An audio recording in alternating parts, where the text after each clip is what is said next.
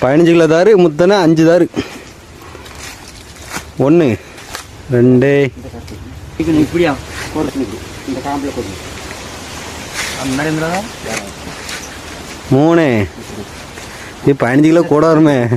சத்தியல்ல இது 15 கிலோ கூட வரும்ல இது எப்படி பின்னாடியா பின்னாடி போடுங்க 4 நடுவில் போடுங்க ஒன்று இந்த தரத்துக்கு மத்தியில் போடுங்க இந்த காம்பில் கைக்கு வரணும் என்ன 5